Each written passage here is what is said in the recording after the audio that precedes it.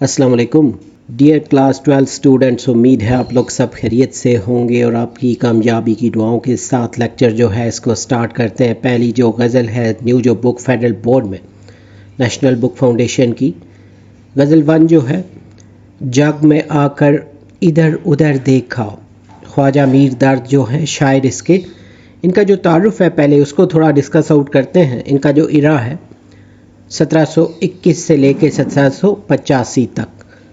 تو نام اور تخلص جو ہے، آپ کا اصل نام خواجہ میر اور تخلص درد تھا۔ آپ اردو کے عظیم صوفی شاعر کے طور پر جانے جاتے ہیں۔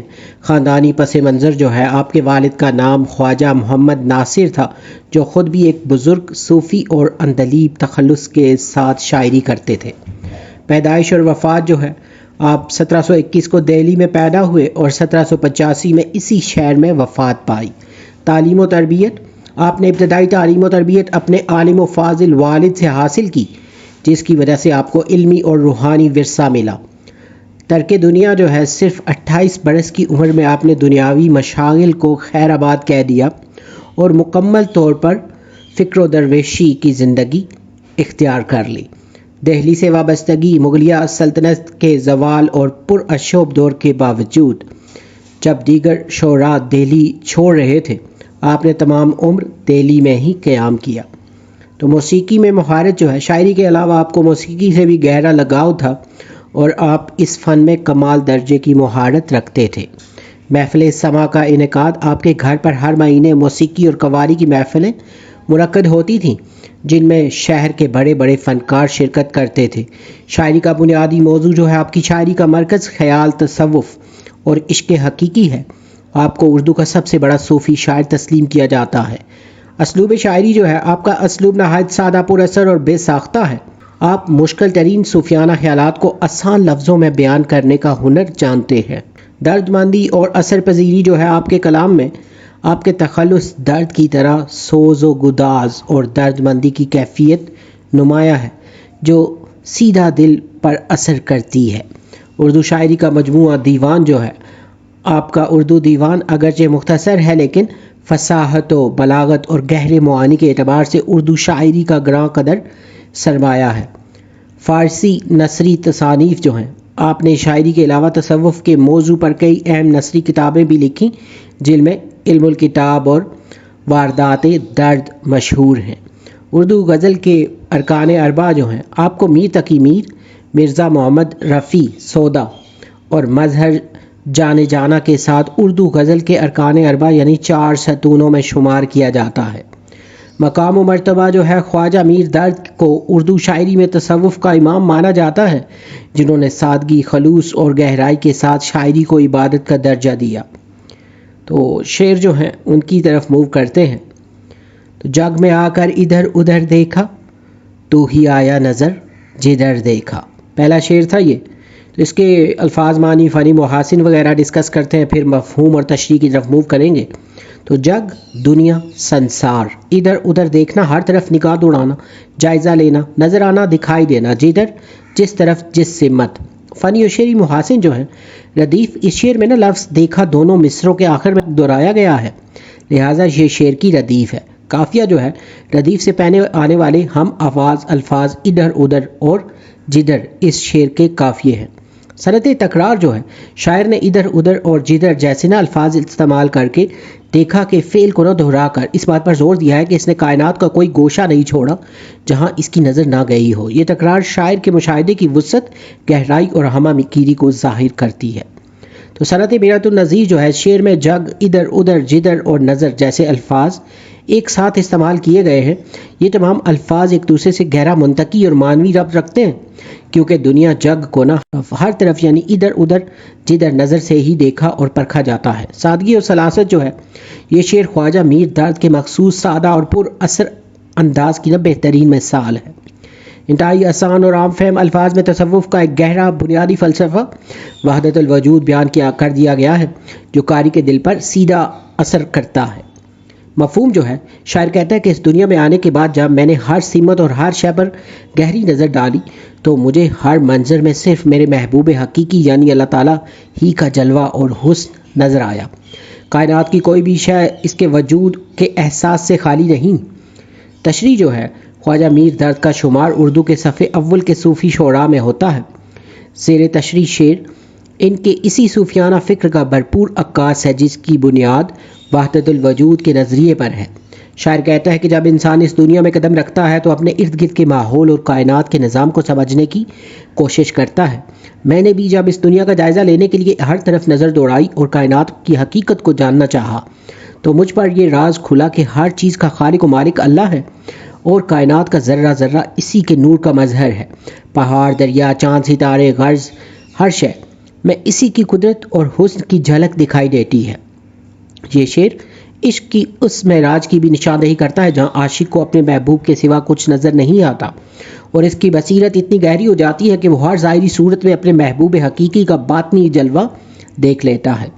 حوالے کا شعر جو ہے اس مضمون کو ایک اور شاعر نے کچھ اس طرح باندھا ہے کہ اس نے بے پرواہ کو خود بین و خود آرا کر دیا، کیا کیا میں نے کہ اظہار تماشا کر دیا. اس شعر سے ریلیٹڈ کچھ کوسچن جو ہیں شارٹ کوسچنز، شاعر نے دنیا میں آ کر کیا کیا؟ شاعر نے دنیا میں آ کر ہر طرف نظر دوڑائی اور کائنات کی ہر شے کا بغور مشاہدہ کیا.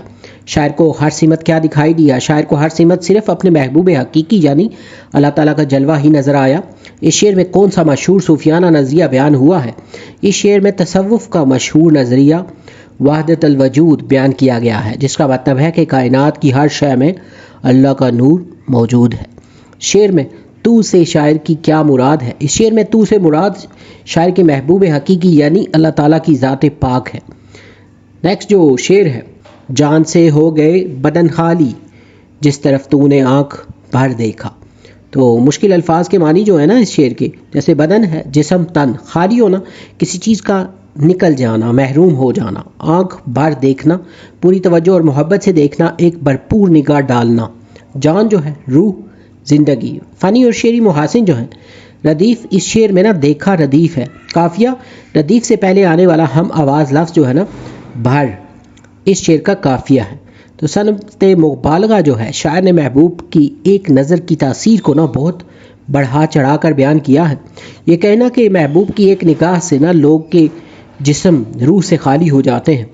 تو شاعری میں مبالغہ آرائی کی بہترین مثال ہے جو کلام میں حسن اور زور پیدا کرتی ہے.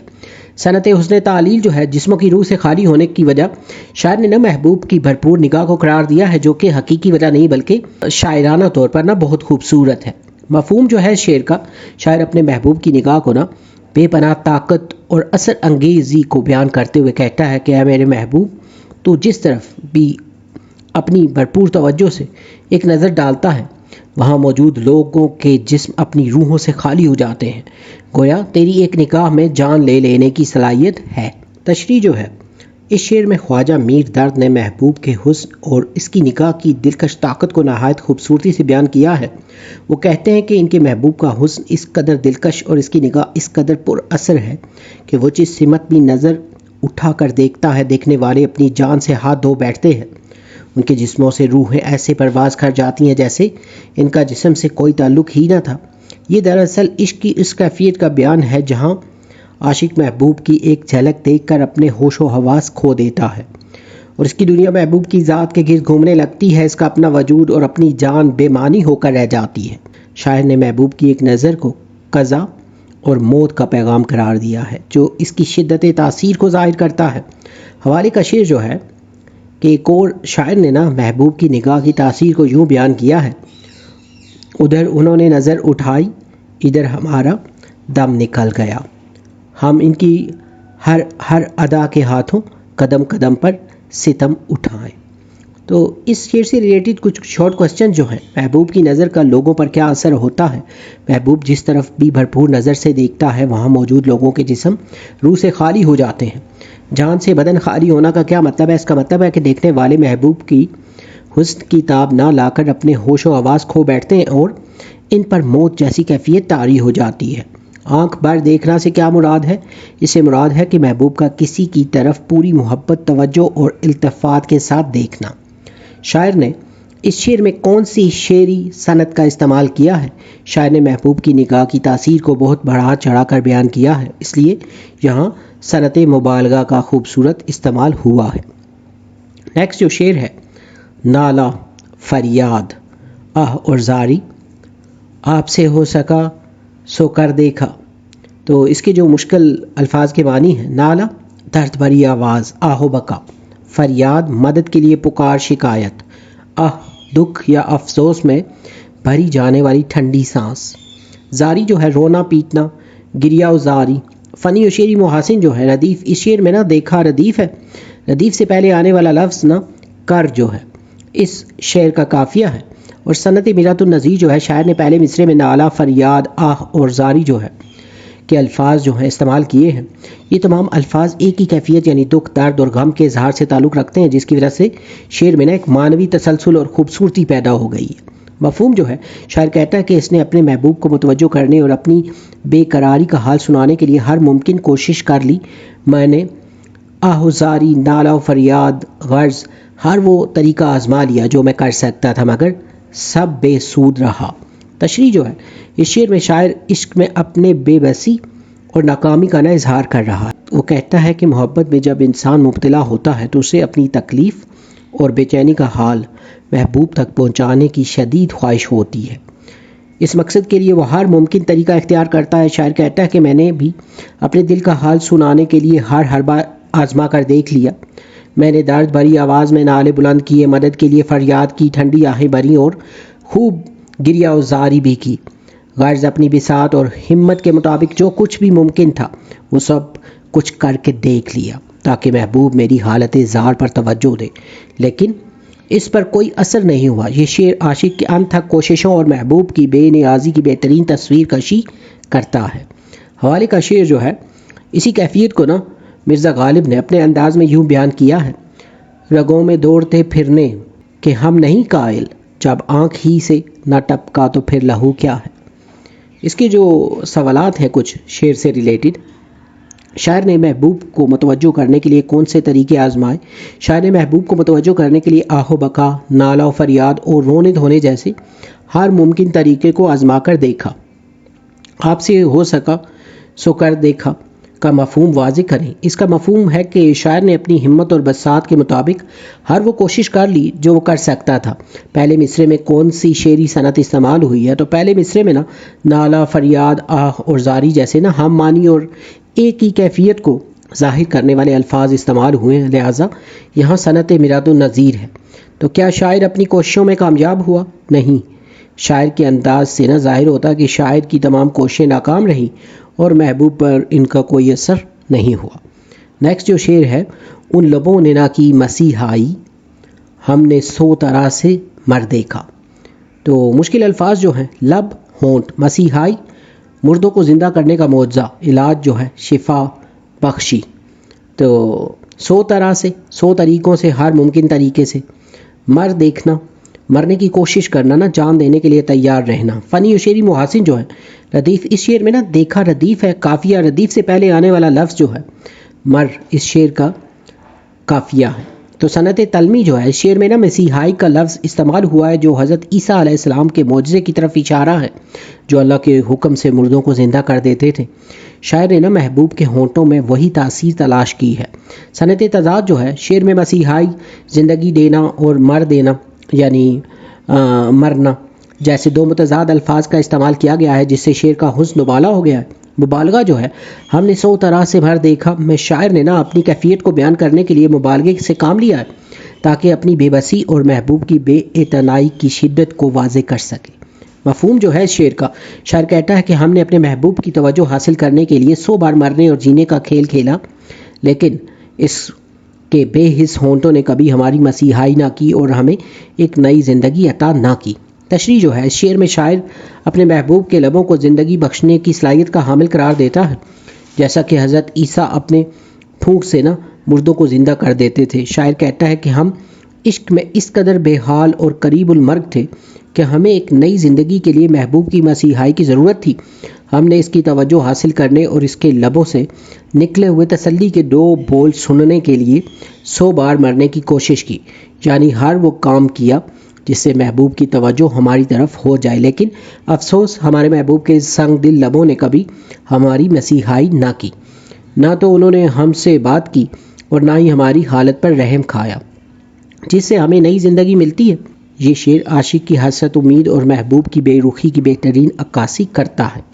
حوالے کا شعر جو تشریح میں استعمال کر سکتے ہیں، اس مضمون سے ملتا جلتا ایک اور شعر جو ہے وہ ملاحظہ ہو: جان دی ہوئی اس کی تھی، حق تو یوں ہے کہ حق ادا نہ ہوا۔ سوالات جو ہے نا اس شعر سے ریلیٹڈ: شاعر کو محبوب کے لبوں سے کیا امید تھی؟ شاعر کو امید تھی کہ محبوب کے لب مسیحائی کا کام کریں گے، یعنی اس سے ہم کلام ہو کر اسے ایک نئی زندگی عطا کریں گے۔ مسیحائی کا لفظ کس واقعے کی طرف اشارہ ہے؟ مسیحائی کا لفظ حضرت عیسیٰ علیہ السلام کے معجزے کی طرف اشارہ ہے، جو اللہ کے حکم سے مردوں کو زندہ کر دیتے تھے، اور اسی مناسبت سے یہ صنعت تلمیح ہے۔ ہم نے 100 طرح سے مر دیکھا سے شاعر کی کیا مراد ہے؟ اسے مراد ہے کہ شاعر نے محبوب کی توجہ اور ہمدردی حاصل کرنے کے لیے ہر قسم کی تکلیف برداشت کی اور جان دینے تک سے گریز نہیں کیا۔ تو کیا محبوب نے شاعر کی امید پوری کی؟ نہیں، محبوب نے شاعر کی امید پوری نہیں کی اور اس کی بے حس ہونٹوں نے کوئی مسیحائی نہیں دکھائی۔ لاسٹ جو شعر ہے: زور عاشق مزاج ہے کوئی، درد کو قصہ مختصر دیکھا۔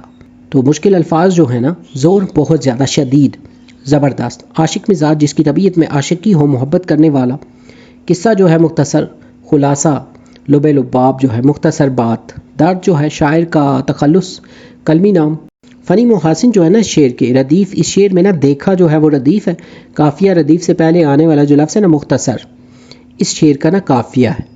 تو مقطع جو ہے یہ غزل کا آخری شعر ہے جس میں شاعر نے اپنا تخلص درد استعمال کیا ہے، لہٰذا یہ مقطع ہے۔ صنعت ایہام جو ہے اس شعر میں نا لفظ درد کے 2 معنی ہیں، ایک شاعر کا تخلص خواجہ میر درد اور دوسرا اس کا لغوی معنی یعنی تکلیف یا غم۔ شاعر نے نا ایک ہی لفظ سے دوہرے معنی پیدا کر کے کلام میں گہرائی پیدا کی ہے۔ مفہوم جو ہے، شاعر کہتا ہے کہ اگر کسی کو ایک سچے اور پرجوش عاشق کی مثال دینی ہو تو اسے چاہیے کہ وہ خواجہ میر درد کو دیکھ لے۔ درد کی شخصیت اور شاعری ہی عشق کی داستان کا مکمل خلاصہ ہے۔ تشریح جو ہے نا اس شعر کی، یہ غزل کا مقطع ہے اور اس میں خواجہ میر درد اپنی ذات اور اپنی شاعری کو عشق کا معیار قرار دے رہے ہیں۔ وہ کہتے ہیں کہ اگر کوئی شخص یہ جاننا چاہتا ہے کہ ایک حقیقی پرجوش اور سچا عاشق کیسا ہوتا ہے تو اسے کہیں اور دیکھنے کی ضرورت نہیں، اسے چاہیے کہ وہ صرف میری شخصیت اور میری شاعری کا مطالعہ کر لے۔ میری زندگی اور میرا کلام عاشق کی طویل داستان کا نا ایک مختصر اور جامع خلاصہ ہے۔ یہاں درد سے دوسرا معنی تکلیف بھی لیا جا سکتا ہے۔ اس صورت میں شعر کا مطلب یہ ہوگا کہ عشق کی پوری کہانی کا خلاصہ صرف ایک لفظ درد میں پوشیدہ ہے، یعنی عشق نام ہی دکھ، تکلیف اور اذیت سہنے کا ہے۔ اس طرح شاعر نے اپنے تخلص کا نہایت خوبصورتی سے استعمال کر کے شعر کو کئی معنوں کا حامل بنا دیا ہے۔ تو حوالے کا شعر جو ہم استعمال کر سکتے ہیں، میر تقی میر کچھ یوں فرماتے ہیں: سارے عالم پر ہوں میں چھایا ہوا، مستند ہے میرا فرمایا ہوا۔ تو سوالات جو ہے نا شعر سے ریلیٹڈ، یہ شعر غزل کی اصطلاح میں کیا کہلاتا ہے اور کیوں؟ یہ شعر نا غزل کا مقطع کہلاتا ہے کیونکہ یہ غزل کا آخری شعر ہے اور اس میں شاعر نے اپنا تخلص درد استعمال کیا ہے۔ شاعر نے اپنی ذات کو کس چیز کا خلاصہ قرار دیا ہے؟ شاعر نے اپنی ذات یعنی درد کو ایک سچے اور پرجوش عاشق کی زندگی اور عشق کی طویل داستان کا خلاصہ قرار دیا ہے۔ اس شعر میں لفظ درد کے 2 معنی کیا ہیں؟ اس شعر میں لفظ درد کا ایک معنی شاعر کا تخلص اور دوسرا اس کا لغوی معنی یعنی تکلیف، غم اور اذیت ہے۔ تو زور عاشق مزاج سے کیا مراد ہے؟ زور عاشق مزاج سے مراد ایک ایسا شخص ہے جس کی طبیعت میں عشق شدت سے بھرا ہوا ہو اور جو محبت کے معاملے میں نا بہت پرجوش اور سچا ہو۔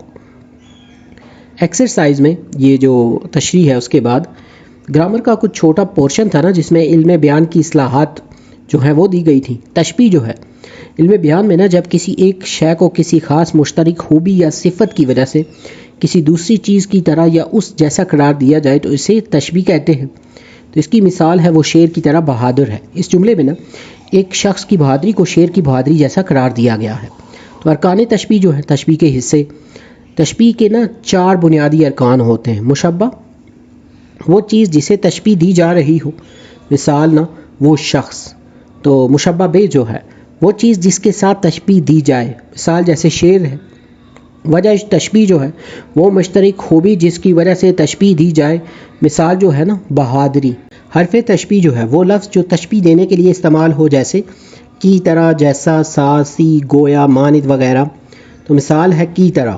استعارہ جو ہے جب کوئی لفظ اپنے اصل یا حقیقی معنی کی بجائے مجازی، فرضی معنوں میں استعمال کیا جائے اور دونوں معنوں میں تشبیہ کا تعلق ہو تو اسے استعارہ کہتے ہیں۔ آسان لفظوں میں استعارہ میں نا ایک چیز کو دوسری چیز کی طرح کہنے کی بجائے براہ راست وہی چیز کہہ دیا جاتا ہے. مثال جو ہے نا، ماں نے کہا میرا چاند آ گیا، تو اس جملے میں نا ماں نے اپنے بیٹے کو چاند کی طرح خوبصورت کہنے کی بجائے براہ راست چاند ہی کہہ دیا ہے. تو ارکان استعارہ جو ہیں، استعارے کے جو حصے ہیں، استعارے کے 3 بنیادی ارکان ہیں. مستعار لے جو ہے وہ شخص یا چیز جس کے لیے کوئی لفظ ادھار لیا جائے، مثال جیسے بیٹا. تو مستعار منہ جو ہے وہ شخص یا چیز جس سے لفظ ادھار لیا جائے، مثال جو ہے نا چاند. تو یہ ساری جو ہیں، یہ جو اوپر ہم نے ایک ایگزامپل پڑھی ہے نا، اسی سے ریلیٹڈ یہاں پہ ان کو بتایا جا رہا ہے. تو وجہ جامع جو ہے وہ مشترک خوبی جو دونوں میں پائی جاتی ہے. مثال جو تھی نا خوبصورتی، یعنی اس کے بیٹے اور چاند میں جو خوبصورتی ہے. کنایا جو ہے، کنایا کا مطلب ہے پوشیدہ یا چھپی ہوئی بات. یہ ایسی بات کہنے کو کہتے ہیں جس کے اصل معنی بھی درست ہوں، لیکن کہنے والے کا مقصد اس کے مجازی یا اس سے جڑے ہوئے دوسرے معنی کی طرف اشارہ کرتا ہو. تو مثال جو ہے نا، اس نے سفید بالوں کا لحاظ کیا. اس جملے کا ظاہری مطلب بالوں کا لحاظ کرنا، لیکن اصل مقصد بڑھاپے کا احترام کرنا ہے. یہاں سفید بال بڑھاپے کی علامت کے طور پر استعمال ہوئے ہیں. مجاز مرسل جو ہے جب کوئی لفظ اپنے حقیقی معنوں کی بجائے کسی اور مجازی معنوں میں استعمال ہو، لیکن ان دونوں معنوں میں تشبیہ کا تعلق نہ ہو بلکہ کوئی اور تعلق، جیسے جزو اور کل، سبب اور نتیجہ، برتن اور برتن میں رکھی چیز یا پایا جائے نا اس طرح کا تعلق، تو اسے مجاز مرسل کہتے ہیں. تو مثالیں جو ہے نا، سبب بول کر نتیجہ مراد لینا، یعنی آج بادل خوب برسے. تو یہاں بادل جو بارش کا سبب ہے نا بولا گیا ہے، لیکن اس سے مراد بارش ہے جو بادل کا نتیجہ ہے. پھر جو برتن نا، ظرف بول کر اس کے اندر کی چیز مظروف مراد لینا نا، میں نے ایک جگ پیا. تو یہاں جگ بولا گیا ہے نا، لیکن اس سے مراد جگ کے اندر موجود پانی یا شربت یا جو بھی اس میں ہے، دودھ وغیرہ. تو جز جو ہے نا حصہ بول کر کل پوری چیز مراد لینا. تو فتح صرف 4 آنکھوں کی محنت کا نتیجہ تھی، یعنی 4 آنکھیں جزو ہو لی گئی ہیں نا، لیکن اس سے مراد 2 انسان کل ہیں. تو یہاں پہ یہ جو کچھ گرامر کا پارٹ تھا نا اس کی ایکسرسائز میں، اس کو بھی ہم نے ڈسکس آؤٹ کیا. اس سے پہلے فنی محاسن ہے، تعارف، اشعار کی تشریح وغیرہ، مفہوم، الفاظ، معنی ڈسکس آؤٹ کیے. امید ہے یہ لیکچر، یہ ویڈیو اور یہ جو نوٹس ہیں یہ آپ کی پریپریشن کے لیے ہیلپ فل ہوں گے. اس بک سے ریلیٹڈ مزید ویڈیوز یا نوٹس کی ضرورت ہو تو چینل کے پیج پہ اس کی پلے لسٹ موجود ہے.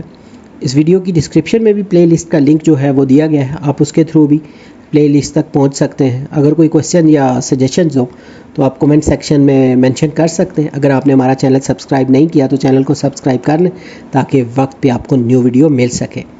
اگر ویڈیو پسند آئے تو لائک کر دیں، شیئر کر دیں. جلد نیو ویڈیو میں نئے لیکچر کے ساتھ ملیں گے. Have a nice time.